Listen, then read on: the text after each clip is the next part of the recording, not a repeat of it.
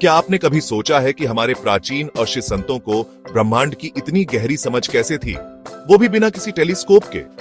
भारतीय विद्वानों ने ग्रहों की चाल को इतनी सटीकता से समझा कि आज भी वैज्ञानिक उनके सिद्धांतों से प्रभावित हैं।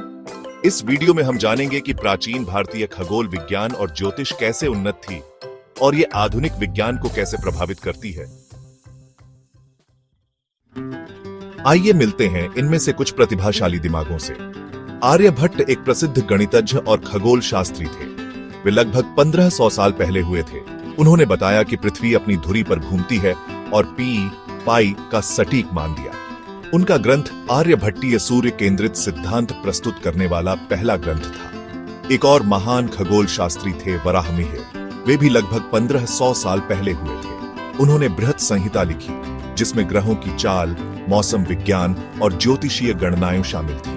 फिर भास्कराचार्य हुए, जो लगभग 900 साल पहले हुए थे। इन्होंने बीज गणित, त्रिकोणमिति और ग्रहों की गति पर महत्वपूर्ण योगदान दिया। प्राचीन भारतीय खगोल विज्ञान सिर्फ किताबों में नहीं था, बल्कि जीवन का हिस्सा था।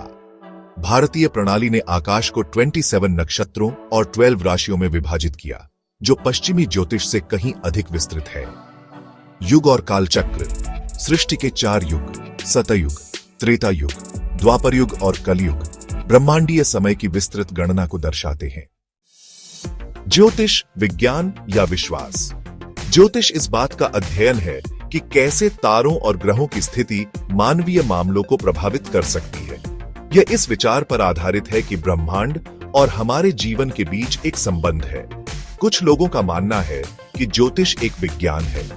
वे इस तथ्य की ओर इशारा करते हैं कि ज्योतिषी अपनी भविष्यवाणियां करने के लिए जटिल गणितीय गणनाओं का उपयोग करते हैं। दूसरों का तर्क है कि ज्योतिष एक विश्वास प्रणाली है। उनका कहना है कि इसके दावों का समर्थन करने के लिए कोई वैज्ञानिक प्रमाण नहीं है। आप ज्योतिष में विश्वास करें या न करें, यह स्पष्ट है कि यह बहुत लंबे समय से भारतीय संस्कृति का एक महत्वपूर्ण हिस्सा रहा है। प्राचीन भारतीय खगोल विज्ञान सिर्फ इतिहास नहीं है, बल्कि इसने भविष्य का मार्ग भी प्रशस्त किया।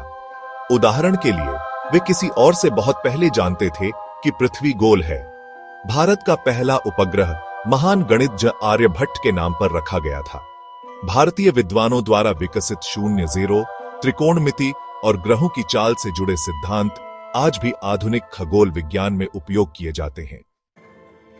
तो आपको क्या लगता है, क्या प्राचीन भारतीय खगोल विज्ञान अपने समय से आगे था? नीचे कमेंट में बताइए। और अगर आपको यह वीडियो पसंद आया हो तो इसे लाइक करें, शेयर करें और हमारे चैनल को सब्सक्राइब करें। स्क्रीन पर टेक्स्ट, ज्ञान की खोज जारी रखें। ब्रह्मांड को समझने की इस यात्रा में हमारे साथ बने रहें।